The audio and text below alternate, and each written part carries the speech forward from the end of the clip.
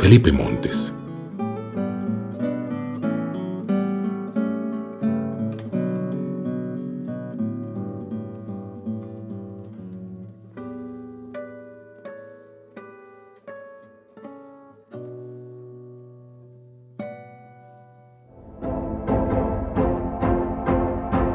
Hola, estimadas amigas y amigos de las redes sociales, bienvenidos a este programa que va a tratar sobre la literatura en la Revolución Mexicana. El Colegio de Escritores y Poetas del Sureste se engalana de presentar a varios personajes importantes y voy a mencionar que se encuentra con nosotros la poeta y escritora Susana Zúñiga. Bienvenida, Susana. Gracias. Tenemos con nosotros también, adelante Susi, bienvenida. Muy buenas noches a todos, muchísimas gracias. Está con nosotros Marco Antonio Orozco Suar, cronista, escritor, destacadísimo, con una gran obra, y él estará también en esta mesa redonda propiamente de la literatura y la Revolución Mexicana. Bienvenido, Marco Antonio Orozco. Buenas noches a todas y todos. Gracias. Está con nosotros el doctor Hernán León Velasco, quien es presidente de la Asociación de Escritores y Poetas de Chiapas, chiapanecos. Es poeta, escritor y un gran conocedor de la literatura. Bienvenido, doctor Hernán León Velasco. Mucho gusto, estaremos aquí. Y tengo el gusto y el honor de presentar al escritor regiomontano con una vasta obra sobre Monterrey, su última novela, La Hacienda de la Soledad, y me refiero al escritor Felipe Montes. Bienvenido, Felipe. Mucho gusto en estar aquí con ustedes. Muchas gracias, Didier. Y bien, el día de mañana celebramos la conmemoración de la Revolución Mexicana, una de las fiestas nacionales de las cuales nos sentimos gustosos de celebrar y honrados de celebrar esta revolución que se desarrolla en 1910. Y voy a darle la palabra a la escritora y poeta Susana Zúñiga para que nos comente sobre la literatura de la Revolución Mexicana. Muy buenas noches. Yo les voy a compartir algunas cosas sobre la revolución.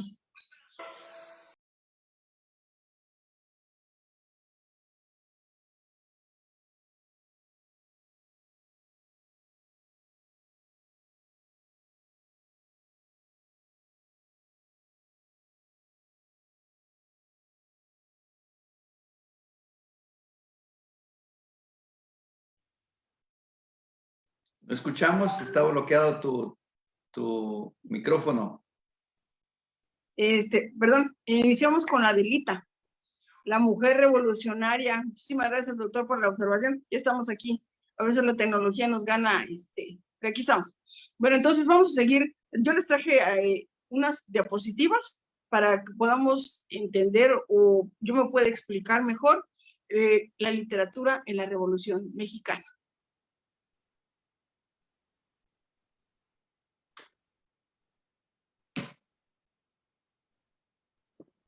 Perdón. Iniciamos con la primera, por favor.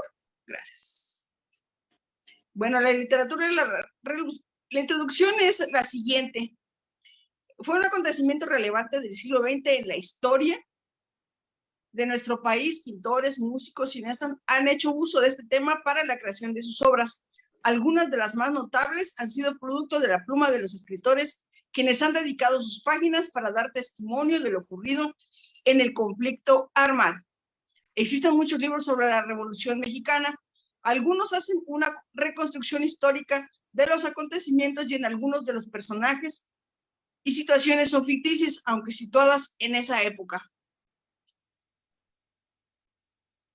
La Revolución Mexicana fue un conflicto armado que se inició el 20 de noviembre de 1910. Los antecedentes del conflicto se remontan a la situación de México bajo la dictadura conocida como el Porfiriato. Porfirio Díaz ejerce el poder en el país de manera dictatorial desde 1876 hasta 1911. A partir del movimiento revolucionario surgieron expresiones artísticas en cuanto a la música, la literatura, pintura, danza y cine. En la música destacan los corridos como el de la Adelita, que ya escuchamos.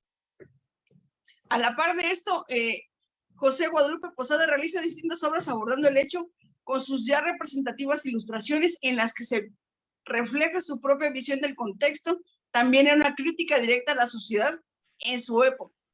Zapata, líder agrario, 1931, realizado por Diego Rivera. Esta obra muestra una de las principales figuras del movimiento armado. Emiliano Zapata, defensor de la reforma agraria, opositor de las injusticias y comprometido con su pueblo. El retablo de la revolución, sufragio el efectivo, no reelección, 1967 al 68. La pieza de Juan O'Gorman, que tiene como figura central a Francisco I. Madero, que requirió de una investigación exhaustiva por parte del autor. En ella el artista demuestra una maestría impecable que dio como resultado este icónico lienzo. La Marcha de la Humanidad, 1967-1971, donde Alfaro Siqueiros recorre la historia de México con un acento especial en una marcha triunfal que alude al final y victoria del movimiento revolucionario. ¿Cómo influye la Revolución Mexicana en la literatura? La Revolución Mexicana proporcionó a los escritores de oficio y a los narradores improvisados el argumento, la expresión, la justificación ética que los obligaron a escribir sobre los acontecimientos nacionales en un periodo literario que en el realismo y el costumbrismo naturalista todavía pretendían explicar la vida. ¿Cuándo se inicia la literatura mexicana? La primera gran obra de historiografía literaria mexicana es la Biblioteca Mexicana de Juan José de Eguiara, iniciada alrededor de 1735 y publicada en el 55. Es fruto de una fuerte reacción contra el desconocimiento que había en España y en general de Europa de la literatura de América. Ahora les voy a presentar algunos autores durante la Revolución. Está Mariano Azuela con su Mala Hierba, Maderismo y la más famosa, Los de Abajo. Martín Luis Guzmán con sus obras El Águila y la Serpiente, Memorias de Pancho Villa y La Sombra del Caudillo. José Rubén Romero, Mi caballo, mi perro y mi rifle, La inútil vida de Pito Pérez y El pueblo inocente. La crítica precoz de la Revolución Mexicana surge ya en la novela de Mariano Azuela, Los de Abajo. La novela fue publicada en 1916 por entregas en un periódico mexicano, El Paso del Norte. Entre tanto, se estaba publicando la primera edición de la novela completa. Los de Abajo, de Mariano Azuela, obra publicada cuando aún no concluía la Revolución Mexicana. Azuela trabajó como médico en uno de los campamentos de Francisco Villa. Las anécdotas contadas por quienes atendían de forma directa esta novela, considerada como una de las fundadoras del movimiento llamado Novela de la Revolución Mexicana. El libro critica militares y políticos que se beneficiaron del movimiento armado. Tropa Vieja. La obra narra uno de los hechos revolucionarios desde fuera, es decir, se basa en las investigaciones, entrevistas con los involucrados, lecturas y herramientas que hacen que el autor trace la historia de forma directa. El autor muestra el sufrimiento de la época, siendo el personaje principal Espiridión Cifuentes. La Sombra del Caudillo narra la transición en el poder de un político militar a uno civil. El caudillo militar e Hilario Jiménez, el civil, son los personajes sombra que tienen un paralelismo con Ignacio Aguirre, militar, y Axcaná González, el civil. Mi conclusión es que la literatura durante la Revolución Mexicana fue muy importante, ya que muestra diferentes opiniones de la gente que formó parte de la Revolución y no solo de sus autores. Afirmo que la literatura durante la Revolución hoy tiene gran influencia en la literatura actual. Bueno, ese es un breve pasaje por lo que es la literatura para darle paso a los expertos, como el doctor Hernán, el maestro Marco Antonio Orozco y el doctor Felipe. Muchísimas gracias, muy buenas noches. Muchas gracias a la escritora y poeta Susana Zúñiga Díaz por esta exposición que nos da esa introducción para continuar revisando la literatura en la Revolución Mexicana. Y ahora voy a tener el gusto de dar la palabra al maestro Marco Antonio Orozco Suar, cronista, historiador, escritor, todo un personaje ya de la literatura en México. Adelante, maestro Marco Antonio. Sí, pues muy buenas noches a todos y a todas. Ya Susi dio un contexto bastante general de lo que fue la literatura de la Revolución Mexicana, los principales autores, y me da mucho gusto que haya empezado con un fragmento de la Adelita, porque es el personaje emblemático, digamos, más conocido, y sobre todo de que sintetiza la participación de esas mujeres que estuvieron al lado, incluso al frente, ¿no?, de batalla. Tuve la oportunidad de conocer la fotografía original en la Fototeca Nacional que está en Pachuca, y está bastante deteriorada. Lo que hicieron fue prácticamente restaurarla, y es como la conocemos hoy mismo, y es una verdadera obra de arte, porque si ven todas las demás mujeres que están a su lado, están muy festivas, y ella sí está temerosa, ¿no? Muy temerosa, no sé, no sabemos exactamente de qué, si alguien la perseguía, o si no había llegado su marido a recogerla, no sé, pero es todo enigma, ¿no? Entonces eso le da más misterio a esta mujer, ¿no? Igualmente, en Chiapas tenemos, y cosas que a veces no se conocen, tenemos varias mujeres que participaron en la revolución. La más famosa es la Compameche, originaria de Villaflores, y que terminó también después de la revolución ignorada y prácticamente como vagabunda, ¿no?, sin un reconocimiento. Mi abuela misma le llamaban la Mapachona, que también participó, y bueno, los trabajos que ha hecho Mari Weiner y Sofía Mireles pues son muy importantes, ¿no? Evidentemente, son importantes de visibilizar la participación de las mujeres en Chiapas.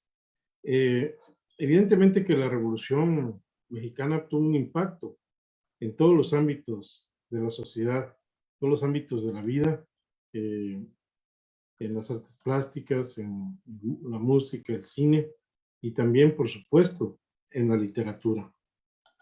Y aquí vemos que los géneros más cultivados pues fueron la novela, la crónica, el relato, el cuento. Y la temática es una temática propia, ¿no?, que antes no se había abordado y que ahora abordan precisamente los temas que se están viviendo en su momento, los temas de la revolución, ¿no? Y se centran en figuras centrales como son los caudillos, la participación del pueblo o las batallas, ¿no?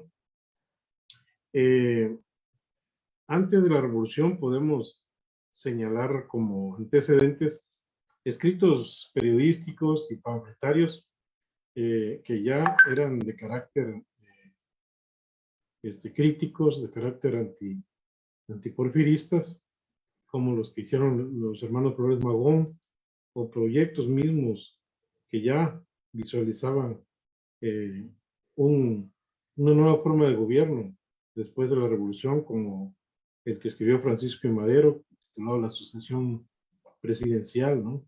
Y hay un libro muy importante que, aunque son más bien ensayos, que a veces se nos ha olvidado, pero es un libro riquísimo en cuanto a la visión del México que se tenía en esos momentos, y es de Andrés Molina Enríquez, Los grandes problemas nacionales, se llama, ¿no?, en donde se empieza a cuestionar pues la situación política, económica y social que se vivía en esos momentos, y a veces cuando uno lo lee, pues ve uno cosas muy actuales, ¿no? Y ya propiamente lo que se conoce como novela de la como literatura de la revolución, pues ya lo mencionaba Susana, el de Mariano Azuela, Los de Abajo, que se considera que es la precursora, ¿no? La fundadora de la novela de la revolución. Mariano Azuela pues estuvo, como bien dicen, en las filas de Francisco Villa, y iba escribiendo precisamente lo que vivieron los soldados, ¿no? De la División del Norte, cosa que pues, si no lo hubiera registrado él, pues no supiéramos en estos momentos a tanto detalle como él lo describe, ¿no? Después él se decepciona precisamente de la revolución por lo que pasó después con el caudillaje, y ahí mismo denuncia esas arbitrariedades que cometieron, ¿no? El otro libro también muy emblemático que ya mencionaba Susi, La sombra del caudillo, de Martín Luis Guzmán, ¿no? Que también es una crítica del caudillismo, particularmente a la época de cuando Obregón impone como presidente a Plutarco Elías Calles, y se instala lo que le conocemos como el maximato, ¿no? De Plutarco, que imponía a los presidentes, ¿no? Igual también Martín Luis Guzmán hace una obra más autobiográfica, ¿no? El águila y la serpiente, ¿no? Y hay otro libro también que a veces no se considera, es el de Ulises Criollo, de José Vasconcelos, ¿no? Entonces, él ya, un poco pasando ya la revolución, ve que es un país que pues, no le encuentra ni pies ni cabeza, no es un país en cabos, le llama él, ¿no? Que no encuentra su camino, y él trata de proponer que pues lo que hay que hacer es universalizar la educación y la cultura, ¿no? Otro libro también muy importante, en donde vemos cosas muy a detalle de lo que pasó en las familias, en la revolución, es el de Cartucho, de Nelly Campoello, y que es mujer también, ¿no? Y a pesar de que fue bailarina, una excelente bailarina, pues le impactó la revolución y escribe lo que sucedió en las casas, en la suya propia, en las de sus vecinos en el Parral, ¿no? En Chihuahua, ¿no? Memorias de campaña de Francisco Luis Urquizo, que se le conoce como el novelista soldado, ¿no? Y que también es una autobiografía. Entonces son varias las novelas, digamos, que podemos señalar en este encuadre, y que más adelante van a dar paso a otra corriente también muy importante, que es la literatura indigenista, ¿no? Ya un poco más en la época de Cárdenas, de los 40, 50.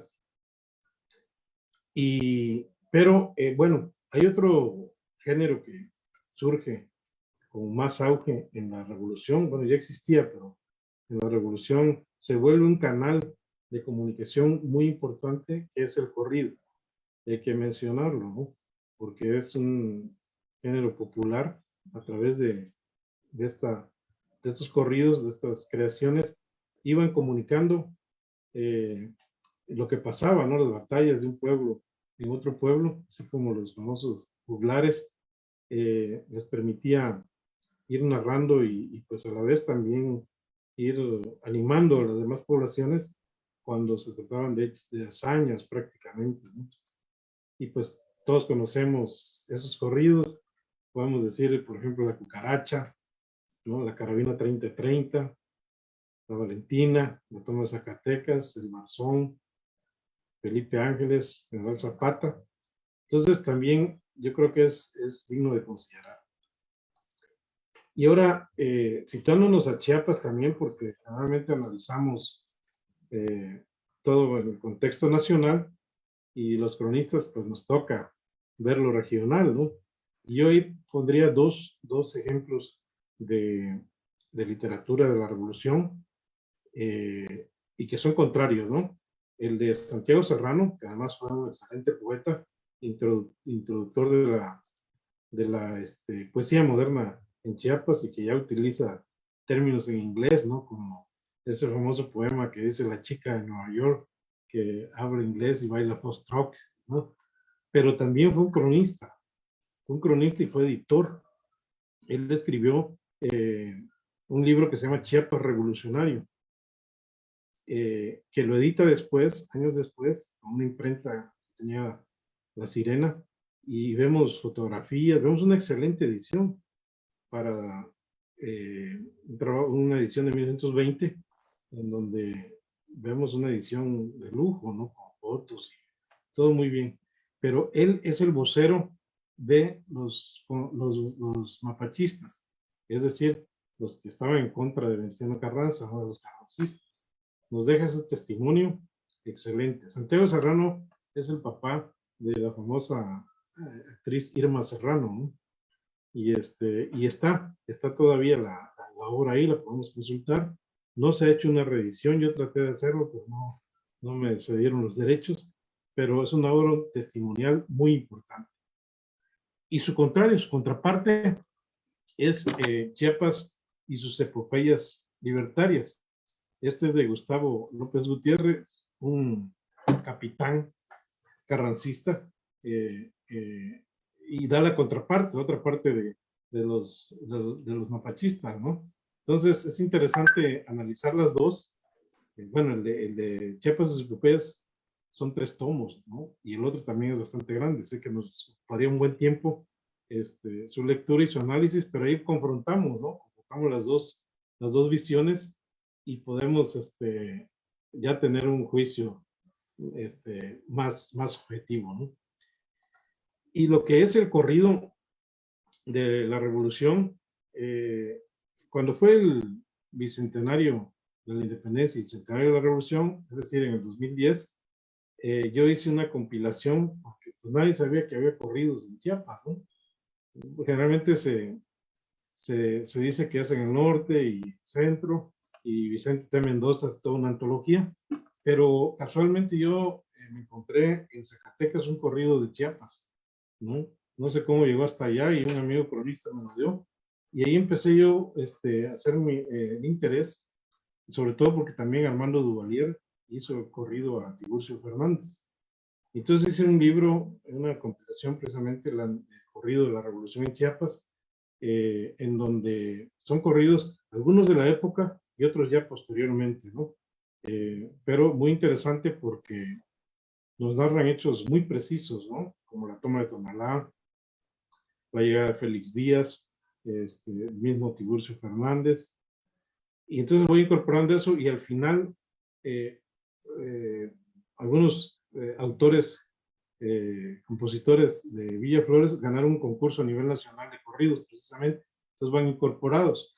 Ese texto se lo presenté a Oscar Chávez, le interesó mucho, quedó que iba yo a grabar, nunca falleció, ya nunca se hizo, y entonces lo que hice yo fue grabarlo con los compositores de aquí de Chiapas, y me decían, no, dice, con los que debes de grabarlos son precisamente con los que están en las cantinas, ¿no? Los que cantan los corridos. Y los fui a ver, pero no se animaron porque decían, no tenemos la música, en fin. Entonces lo hicimos y se logró hacer un disco, no muy bien grabado, que así digamos, pero queda ese testimonio, ¿no? De esa importante gesta, que también en Chiapas pues, se cantan corridos, ¿no? Incluso los corridos llegan hasta Centroamérica, ¿no? Pero yo eso es lo que quiero decirles, ¿no? Que no perdamos de vista lo local con lo nacional, ¿no? Entonces, hay otro libro que hicimos también en 2010, que es La Independencia Nacional y la Revolución Mexicana en Chiapas, escrita por cronistas, y que son recomendables, ¿no? Entonces, yo creo que ya me excedí más de mi tiempo, dejarlo hasta ahí, y muchas gracias por la invitación. Muchas gracias, maestro Marco Antonio Orozco Suar, con esa importante información que nos has compartido. Sabemos de tu dominio y muy interesante esta época. Vamos a darle la palabra al doctor Hernán León Velasco. Escuchamos sus comentarios. Adelante, doctor. Sí, comenzamos con que desde la conquista, luego sucede lo que todos sabemos, 1810, con que la oportunidad de liberarse de España hasta 1821, pero el pueblo de México sigue esclavizado materialmente hasta llegar al porfiriato. Le correspondía esa evolución histórica como todo cuerpo humano hasta llegar a esto del porfiriato y posteriormente a la Revolución Mexicana. El ente social, los fenómenos sociológicos suceden. Pasa la revolución y aquí en Chiapas, José Emilio Grajales escribe, se estrena el himno a Chiapas, que es un himno prácticamente de paz. La primera se estrena el 8 de diciembre de 1913. Es interesante porque el himno que hizo extraordinario, que si vemos en todos los lados hay himnos guerreros, hemos analizado los himnos a nivel mundial y es el único que tiene ese sentido de paz. Aquí se orquestó sinfónicamente y es otro el himno. Pero yéndonos a esta parte psicológica de qué sucedía, él lo matan un 16 de julio de 1915. Por ahí un amigo lo denuncia por estar curando precisamente a un contrario, se enojan los otros y lo matan. Le quitan las plantas de los pies y lo hacen caminar en sal, lo arrastran. Está el árbol donde lo colgaron todavía, en una finca a la cual fuimos y estuvimos ahí. Está enterrado en Villaflores, Chiapas. Nos conmueve porque él curando no solamente... el médico no ve si quién es enemigo de quién, tiene que curar. Esto es importante. Es muy conmovedora la situación, pero paradójicamente escribe un himno a Chiapas. Eso también se hizo aquí con la colaboración de Marco Antonio Orozco, un libro sobre el himno a Chiapas, en esa etapa tan productiva de nuestro amigo Marco Antonio Orozco. Pero hay otra cosa. Ya dijimos otro médico, Mariano Azuela, que escribe porque los médicos andamos con esas novelas realistas de ver la verdad y también una manera de hacer la historia novelada, como el caudillo que escribió Martín Luis, que fue prohibido hasta 1990, se puso a escena lo que se había hecho en los años 60, porque era prohibido escenificar cuestiones de la revolución, porque ahí están inmiscuidos los revolucionarios. Y qué tan... ahora tenemos capacidad y libertad de decir lo que queramos sin que nos corten la lengua, como Belisario Domínguez, precisamente que le cortaron la lengua. Así es simbólico en 1913. Por órdenes de Victoriano Huerta. Pero hablando de la literatura, todo esto que el escritor no escribe de la nada. Tuvo que pasar eso y tuvo que sacudirse el escritor Martín Luis, que escribió ese libro famoso del caudillo allá en Madrid, Desterrado. Y cuando hay estas realidades, tiene que ser así. Emilio Rabasa hace La Ola antes de terminar el siglo XVIII, pero ya va con esa secuencia de dolor que está causando la revolución, ese ente orgánico, ese ser humano que es toda la república. Basado esto también en poesía, Ramón López Velarde, ya después de pasar la revolución, escribe Suave Patria, que es bellísimo y que es como si perdonara a los forajidos, a los bandidos, y comienza diciendo: yo que solo canté de la exquisita partitura del íntimo decoro, alzo la voz a la mitad del foro, a la manera del tenor que imita la gutural modulación del bajo para cortar a la epopeya un gajo. Y eso me conmueve porque pasando por esas tremendas narraciones de Mariano Azuela, de todo lo que vieron, incluso Martín Luis, ahí se va con Pancho Villa y no era ni matón de Pancho Villa, no era ni trabajador ni nada, sino que Pancho Villa era muy inteligente y estaba Felipe Ángeles y era como el cronista de la revolución, ¿no? Lo dejaban estar ahí ¿verdad? Entonces, él estuvo muy cerca de eso que pasaba, de la crueldad que era Fierro y Pancho Villa, porque en una revolución, como dice Gran Antaki, la muerte desaparece. Cuando estamos en una guerra, como la pandemia, una guerra, se murieron muchos amigos y no podíamos ir a su entierro, porque era un riesgo. En un día aquí en Tuxtla murieron 7 médicos, y así en toda la República. Pero hablando de esto, lo que quiero llegar al fenómeno psicológico, la revolución, y todavía la República no está evolucionada de tal forma que llega a un partido hegemónico y que sigue evolucionando, y sigue evolucionando, ahí va dando tumbos. Y quiero llegar a esto, que nos independizamos de España, llegó la revolución, nos convulsionamos y falta la independencia psicológica de nuestros pueblos.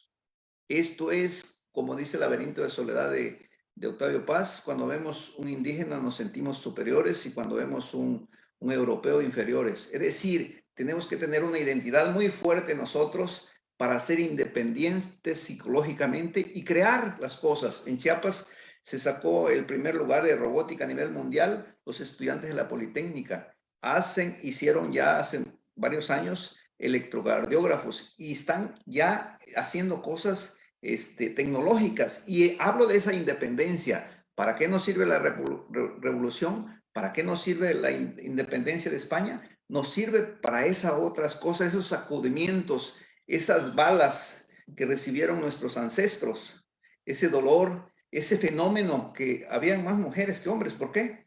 Porque los hombres iban a la guerra y entonces hasta había otro fenómeno sociológico. Las mujeres compartían el hombre sin que tuvieran celos por una situación especial, porque de un pueblo quedaban, como ahora que se van a Estados Unidos, hay pueblos de Michoacán que no hay ni un hombre, porque todos están allá por la necesidad económica en Estados Unidos. Pero esos fenómenos sociológicos son propios de un pueblo que está formándose, una república que está a punto del parto para transformarse y que está sacudiéndose. Necesitamos ahora la revolución tecnológica, la revolución intelectual, y esa yo celebro al doctor Didier que nos convoca, y a tú, Felipe, que estás allá en Monterrey, y a nuestro amigo Marco Antonio y aquí Susana, que pues convocan para recordarnos no solamente a Adelita, no solamente eso, sino al otro que escribe Ricardo López Méndez en 1940, que nació en Izamal y que se llama Mi Credo. Es muy famoso. Ahí ya sí, ese poema hubiera podido ser escrito en 1915, 18, 20, ¿no? Mi credo, patria, tienes que ser tuyo, como la voz que salva y como el ancla. México, creo en ti, porque si no creyera, ahí se va, extraordinario texto, pero como en 1921, tal vez López Velarde nos da un texto amoroso, suave, lo mismo que José Emilio Grajales. Yo estoy observando la cuestión psicológica que sucede en este todo entramado de la literatura, porque la literatura nos sirve para entender que 2 más 2 no solamente son 4, sino que 2 más 2 puede ser 6, porque te ponen un 4 y te tienes que comenzar de a 0. Esa oportunidad nos da la literatura para entender que estamos, si acaban de asesinar a un mexicano, un chiapaneco, nos asesinan también a nosotros. Es decir, en toda esta república somos un ser humano completito y necesitamos una evolución histórica, la estamos teniendo, pero una evolución espiritual para tener una identidad profunda e independizarnos de todas las naciones, porque somos no una raza menor o mayor, somos mexicanos y muy especiales, porque ahora en Qatar estaba yo viendo unos videos que van los mexicanos y son muy, muy especiales a donde van. Somos una mezcla extraordinaria, y en ese sentido queremos inspirar a todos los demás a través de la literatura. Así que mi credo tiene que ser tuyo, México, como la voz que salva y como el ancla. Por lo pronto, la misa ha terminado.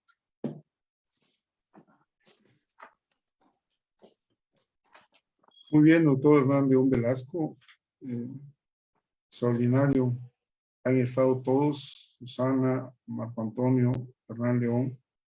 Bueno, vamos a escuchar al maestro Felipe Montes, que nos acompaña desde Monterrey, reuniéndonos en este acontecimiento importante que es recordar esa fecha que se conmemora el día de mañana de la Revolución Mexicana y que nos tiene emocionados.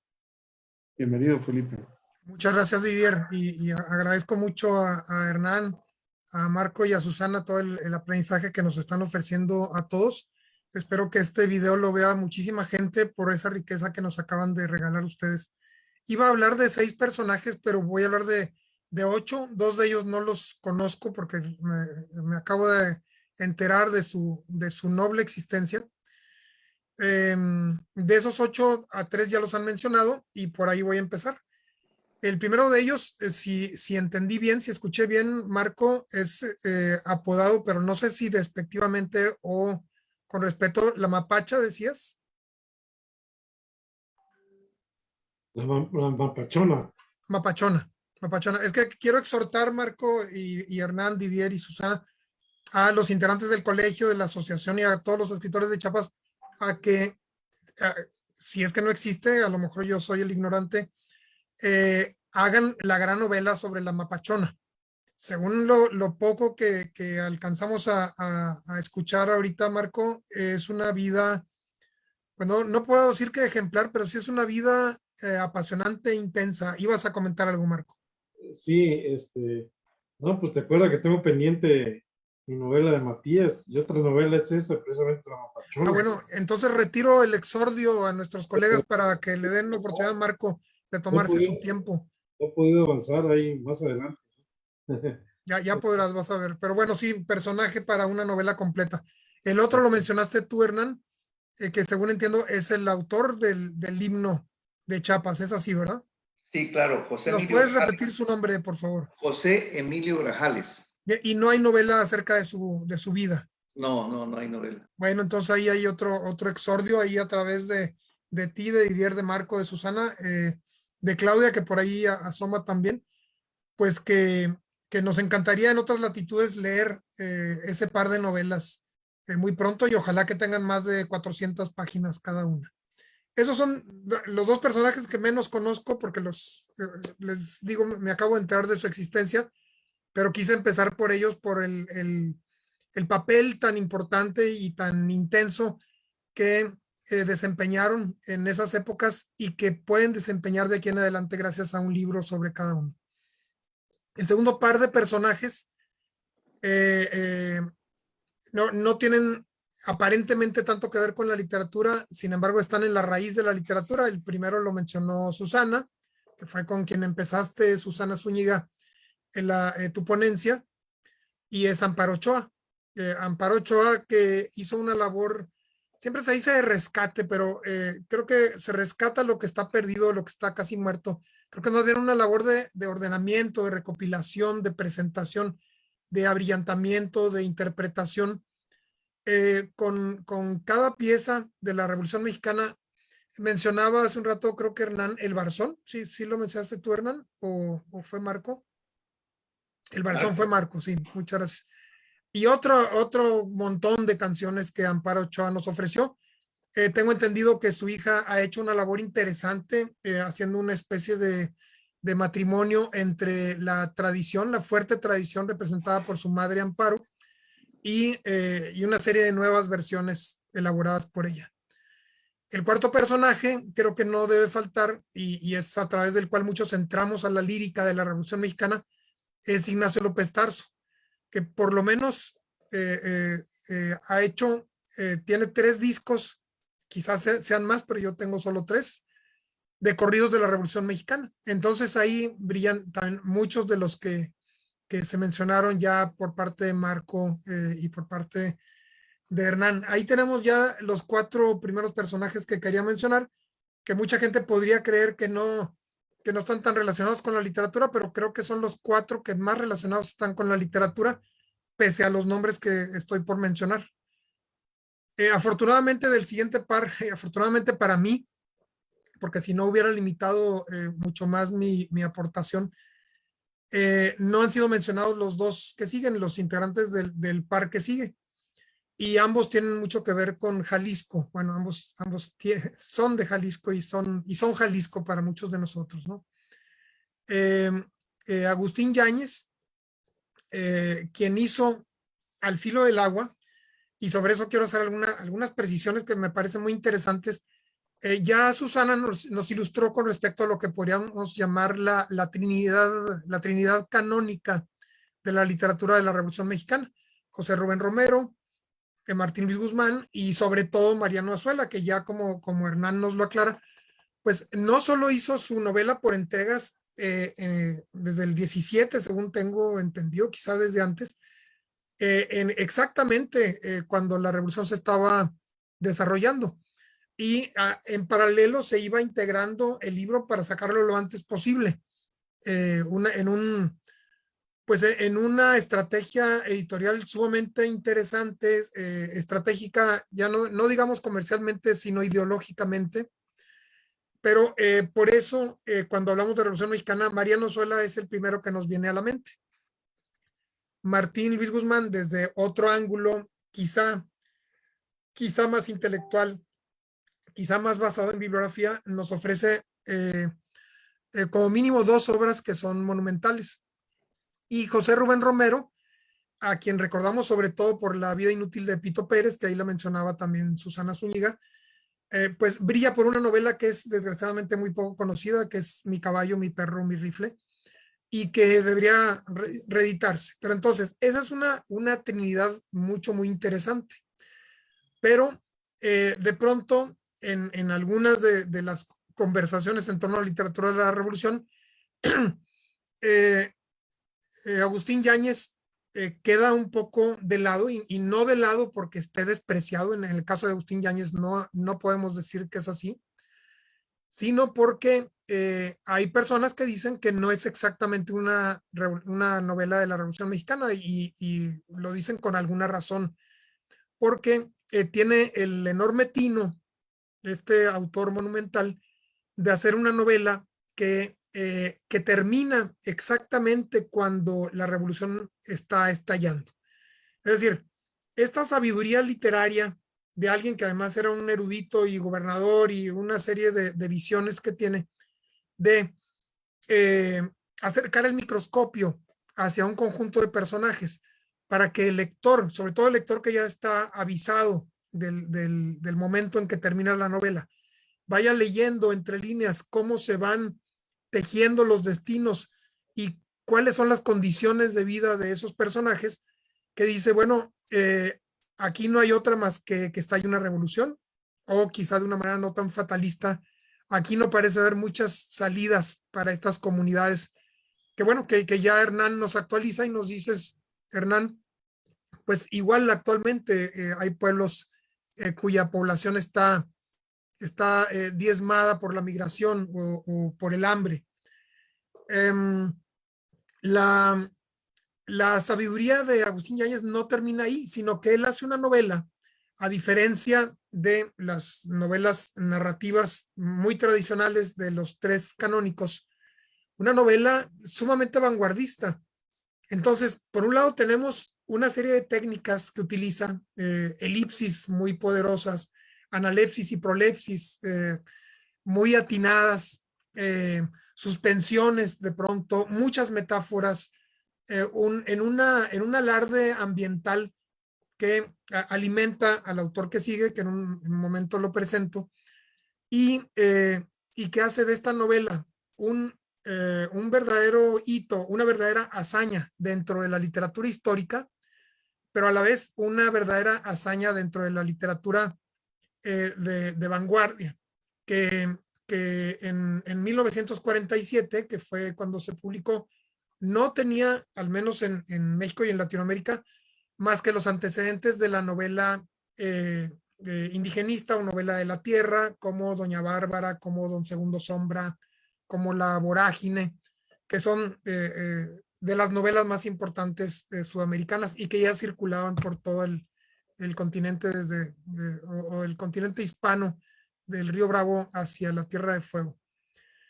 Entonces, esta verdadera hazaña, y creo que hay que valorar mucho Al filo del agua, nos lleva hacia un heredero indiscutible y que lleva las cosas hacia el otro extremo, al menos en cuanto al momento en que se desarrollan sus narraciones. Y es, ya saben ustedes, hablo de Juan Rulfo.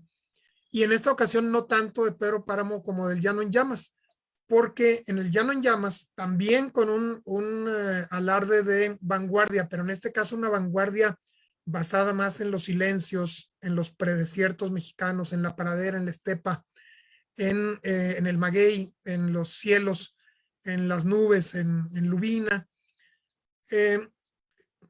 nos hace ver más bien qué fue lo que pasó después de la Revolución Mexicana. Claro, este después es un decir porque, como saben ustedes, hay autores que dicen que la Revolución Mexicana terminó en el 17 con la Constitución, otros que en el 28 cuando subió al poder Plutarco Elías Calles, que el niño Fidencio por acá estaba curando personas, otros que hasta después de los años 40, e incluso hay gente que dice que no ha terminado o que terminó cuando terminó Cedillo o cuando terminó Peña Nieto o que no ha terminado, ¿verdad? Lo cual, bueno, habría que mejor escuchar las opiniones de alguien como Hernán o como Marco. Juan Rulfo analiza entonces, bueno, no analiza porque luego parece que los literatos estamos hechos para hacer antropología, se aproxima, bebe, se acerca, escucha con su oído privilegiado las voces de gente decepcionada de aquellas promesas de la Revolución Mexicana, o ya ni siquiera decepcionada porque ya ni siquiera recuerda todo eso porque probablemente no lo vivió, como el hijo en el caso de No oyes ladrar a los perros. O Diles que no me maten, por ejemplo, ¿no? Gente que nació después de los principales hechos bélicos y que simplemente vive en un contexto que si comparamos con el que aborda Agustín Yáñez, no tiene diferencia más que quizá la tensión que trae la esperanza. Agustín Yáñez tiene esa tensión en su novela, esa tensión entre los personajes, su miseria, su hambre, su pobreza, pero hay una esperanza que aparentemente, y vamos a Rulfo y a El Llano en Llamas, cae bajo el peso de la realidad, de los caciques, de quienes se apoderan de la autoridad y que para eso querían una revolución, simplemente para figurar como los nuevos dueños de todo eso. Ahí tenemos entonces a Agustín Yáñez y a Juan Rulfo, esforzándome un poco porque sí queden, como mucha gente lo dice, dentro de la literatura de la Revolución Mexicana. Y pasamos ahora al cuarto par, que ese creo que es el par más dispar, que está formado por Luis Leal, el ensayista que nació aquí en Linares, Nuevo León, pero pasó buena parte de su vida académica en universidades de Estados Unidos. Y él hizo una serie de obras maravillosas, recopilatorias, ensayísticas, una de ellas mitos y leyendas del México antiguo. Un análisis muy extenso sobre literatura latinoamericana, pero brilla dentro de su obra para esta ocasión a la que nos convoca amablemente Didier, su obra Cuentos de la Revolución Mexicana. Y él dice, el título que puede parecer de lo más inocente o de lo más emblemático, Cuentos de la Revolución Mexicana, de lo más explícito, dice, tiene su maña, tiene su efecto, porque, dice él, si no contamos a Agustín Yáñez, y seguramente a Rulfo, aunque él no lo menciona ahí, la novela de la Revolución Mexicana en general tiende a técnicas muy tradicionales, a ser cronológica, a explicar las cosas claramente, a directos. Pero dice, si en algún caso hubo revolución literaria, revolución mexicana literaria, revolución literaria mexicana, con respecto a la revolución mexicana armada, Odisea o a cualquier otro tiempo, es precisamente en el cuento que versa sobre la Revolución Mexicana. Dice, las explicaciones son las más o menos las de siempre. El cuento es más pequeño, no es tan arriesgado, no requiere de una gran inversión por parte de un editor para su publicación.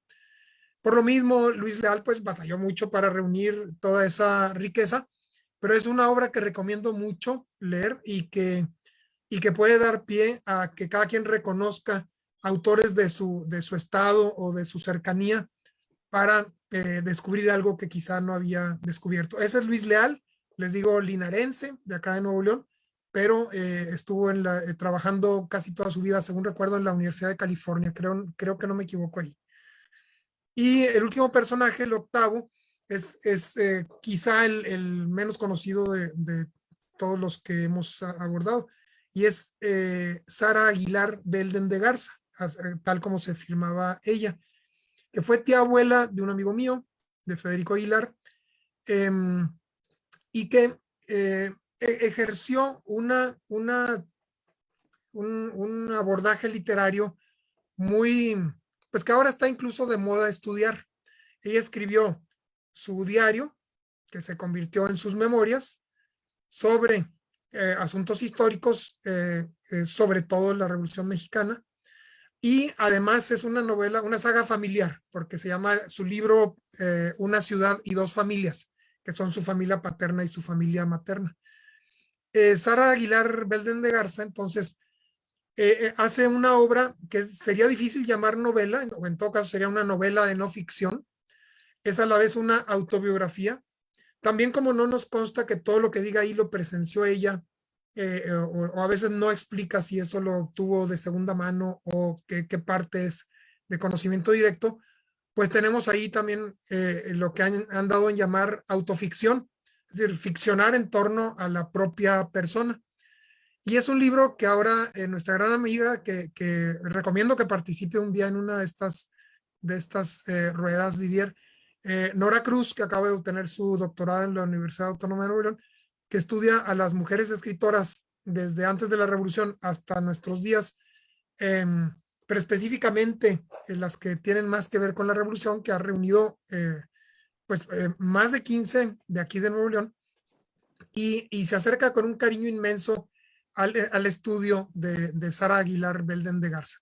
Un libro que se consigue muy difícilmente aquí en Nuevo León, que de pronto está un ejemplar en alguna librería de viejo, o que algunos de sus descendientes guardan con mucho celo en sus libreros, o espero que no, en alguna caja familiar. Esos son los 8 personajes de los cuales les quería hablar. Quizás son visiones un poco laterales del fenómeno que estamos abordando, pero eso creo que puede ser mi aportación después de las charlas eruditas, los paseos que nos acaban de ofrecer tanto Hernán como Marco y Susana. Muchas gracias. Muchas gracias al maestro Felipe Montes y mandamos saludos. Nos está viendo la escritora Patti Corso y hace comentarios en relación a algunas obras como Relámpagos de Agosto de Iraguengoitia, La muerte de Artemio Cruz de Carlos Fuentes, Los años con Laura Díaz de Carlos Fuentes, Los años con Laura Díaz, Los rebeldes de Mónica Lavín. Hay comentarios también de Lupita Cepeda, la poeta, que nos manda a felicitar a todos. Y hay comentarios ahí de Los Ángeles y de mucha gente que nos está viendo. Adelante, doctor Hernán, querías participar. Eso de que la revolución no ha terminado me parece algo muy vital. El tiempo es muy relativo, ya lo decía este físico alemán, ¿no?, que todos conocemos. Y en ese sentido, exactamente, Pedro Páramo está escrito como si en ese pueblo, todo es con la revolución, miren qué interpretación yo le doy, siempre le he dado esta interpretación, con la revolución, todos en ese pueblo no se habían ido a Estados Unidos, sino todos estaban muertos. Y entonces el hijo de Pedro Páramo llegó a platicar con los muertos. Ya no había vivos, entonces había que inventar que los muertos seguían vivos. Rosario Castellanos, que nace en 1925, escribe Balún Canán, que es una fotografía de lo que sufrían los indígenas aquí de Chiapas. Es decir, no ha llegado ni la revolución en esas partes todavía. Este levantamiento de los zapatistas, pues no fue suficiente porque todavía no tenemos el espíritu de solidaridad entre los seres humanos. Nos falta evolucionar mucho, mucho más allá, porque todavía estamos en el proceso histórico de que lo útil es tener dinero. Entonces, si no hubiera otra forma de entendernos más que por el dinero, hubiera más humanidad. Eso es el proceso que todavía la Revolución Mexicana no ha llegado. En Balún Canán, que publicó Rosario Castellanos, y así sucesivamente con otros escritores. Ahí Sabines, donde habla lento, amargo animal que soy y que he sido, está doliéndole esa parte que a él le toca ver de la gente con mucha pobreza, y que a todos nos duele ver los niños de la calle. La revolución ha llegado a muchas casas, y en ese sentido se tiene que transformar a través de esto que estamos colaborando un poquito, un granito, de recordarnos que la revolución la seguimos haciendo todos los días, en aprender a amar la identidad de la nación, ese cuerpo sustantivo que somos. Bien, muchas gracias por los comentarios del doctor Hernán León Velasco. Con respecto a que la revolución todavía no ha llegado a muchos hogares. ¿Algún comentario, Marco Antonio Orozco? Adelante. Sí, esa efigie de don Francisco Villa, Doroteo Arango. Y eso me faltó ponerle aquí atrás, pero bueno, ahí está. No, pues que es un tema muy importante. Hay mucho todavía que analizar, que ver, sobre todo desde la perspectiva local, porque generalmente hay dos visiones, ¿no? La de la visión centralista, la Ciudad de México, las grandes ciudades, en donde todo parece que la historia fuera uniforme y que fuera una sola historia y que no pasó nada, ¿no? De hecho, la visión, muchos dicen, no, es que Chiapas no participó en la revolución, no hubo mayor, ¿sí? Y esa es la visión que todavía prevalece. Y la otra visión es la localista, ¿no? La de las familias, que son historiadores cercanos a los protagonistas y que siguen escribiendo y que sintieron en carne propia y que va más allá de las ideologías, porque pues, es la familia la que participa ahí, ¿no? Entonces ya a más de 100 años de distancia de los hechos, analizar ya más objetivamente, ¿no? Cómo se dan las cosas, en qué contexto se dan, por qué se dan de esa manera, ¿no? Porque en Chiapas, yo por ahí escribía un artículo, una crónica en donde dice, queremos al patrón, no queremos revolución, porque efectivamente aquí los campesinos se aliaron a los patrones, ¿no? A defender contra el invasor carrancista norteño que venía de fuera, llegó a disolver el Congreso, pero ¿por qué? Porque no eran las mismas condiciones que prevalecían en Michoacán, en las grandes haciendas de Michoacán, de Morelos, de otros estados, de Jalisco, en donde pues eran haciendas muy grandes, donde realmente la explotación al campesino era muy fuerte, ¿no? Aquí al contrario, habían relaciones de compadrazgo, de hecho de pernada todavía. Muchos campesinos eran, su papá era el patrón, ¿no? Porque había estado con las mujeres del pueblo, ¿no? Entonces, digo, de la finca, ¿no? Entonces, todos esos contextos tenemos que volverlo a ver desde otra perspectiva. Y yo creo que el género de novela, como que tienes un ojo clínico, Felipe, porque a ver el tema, ¿no? En una novela tenemos más libertad para poder expresar esas cosas y ficcionar y incluso hasta contraponer visiones, ¿no? Que lo que nos da la historia de la crónica. Entonces yo creo que ya es tiempo de, ¿desde cuándo? Pero todavía, ya me llegará ese tiempo en que pueda sentarme a escribir bien y ya te estaré diciendo ahí, Felipe, ¿no? Ya estamos por acá y asesóranos, ¿no? Recuerda que esta plática se está grabando, así que lo vamos a tomar con toda la seriedad.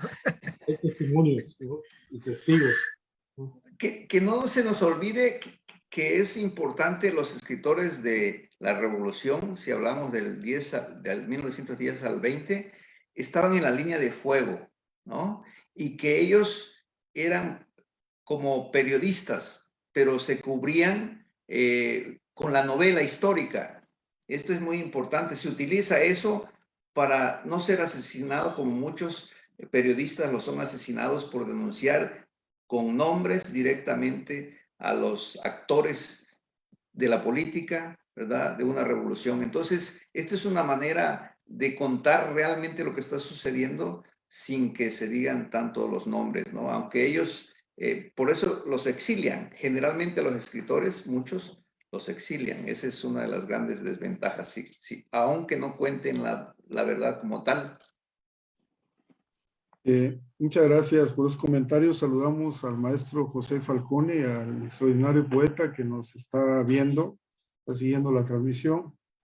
Y también felicitamos al maestro Óscar Oliva por ese Premio Nacional de Artes, Literatura y Lingüística 2021 que le fue otorgado por el presidente de la República el día jueves. Una felicitación a este extraordinario literato, el cual tenemos el gusto de conocer y entregarle los saludos muy merecidos. Susana Zúñiga, ¿querías hacer algún comentario? Adelante, antes de que pase con Felipe Montes para cerrar la transmisión. Sí, maestro, también tenemos que mencionar en estos instantes a Gabriel Velázquez Toledo con su novela Morir al Sur. También habla sobre la revolución que vivimos aquí en el sur, una novela muy actual, de la cual es muy recomendable para que podamos ver que todavía la revolución, como menciona el maestro Hernán León, también sigue vigente en nuestro Chiapas. Bueno, muchísimas gracias por la oportunidad a todos los maestros, el maestro Marco Antonio Orozco Suárez, el doctor Hernán León y al maestro Felipe Montes por permitirme haber compartido este momento con ustedes. Muchísimas gracias, doctor Didier. Muy buenas noches. Lo va a presentar Gabriel Velázquez en México, en la Ciudad de México, en la UNAM. Ahora en diciembre vamos a apoyarlo ahí con la difusión, pero realmente sí es un muy buen texto que ganó un premio nacional. Sí, a la novela negra. Novela negra, exactamente. Ahorita les digo exactamente dónde. El 8 de diciembre, en el sindicato de la UNAM, y estamos buscando otros espacios, a ver si en el sótano o algo, pero muy interesante porque él es precisamente de Cintalapa, uno de los lugares también donde la revolución aquí en Chiapas pues, estuvo vigente, ¿no? Muchas gracias, maestro Marco Antonio y Susana Zúñiga, y vamos a tener la última participación, maestro Felipe Montes, para despedir esa transmisión. El último comentario, adelante, Felipe. Pues muchas gracias, mira, qué honor de cerrar una sesión tan brillante. Hay muchas conclusiones que se pueden desprender aquí, están en manos del público, pero si pusimos todos atención a la exposición de Susana, las aristas que tiene la Revolución Mexicana y sus consecuencias hasta el presente que nos rodea son inevitables. Es una serie, consisten en una serie de estímulos que nos tienen que llenar como escritores para poder hacer nuestras obras y seguir de ahí en adelante. Con Marco, el corte de cronista, de alguien que conoce la historia, pero además que conoce el pueblo directamente, nos acaba de ofrecer una visión bastante no imparcial, sino parcial, pero en todas sus parcialidades, y eso hay que aplaudírselo.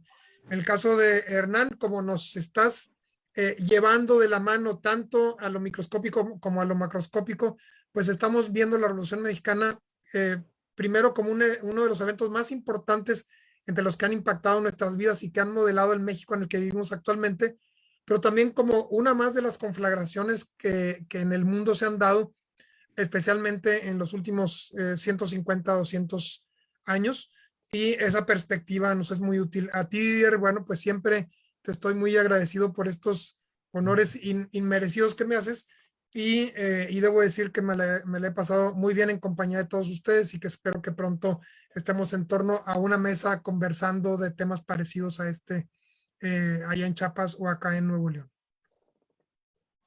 Muchas gracias, maestro Felipe Montes. El último comentario de Patti Corso, que nos habla y nos recuerda que el maestro José Luis Castro, ya fallecido, cronista de Tuxtla Gutiérrez, nos legó a los chiapanecos parte de nuestra historia.